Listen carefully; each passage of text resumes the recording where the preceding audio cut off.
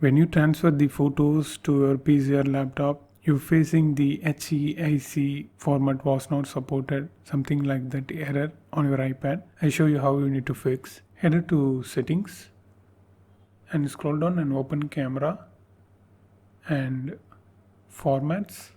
If it's selected to high efficiency, when you take a picture, now I just open the camera and take a picture and share and save to files, save. So here you can see it's saved as HEIC format. Let's change this to most compatible.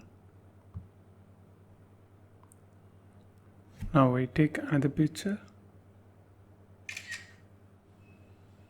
Here you can see it's saved as jpeg. That's it. This is the thing.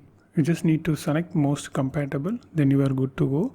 And in case if you already have HEIC photos, you want to convert that photos to JPEG on your iPad or iPhone, you need to watch this video.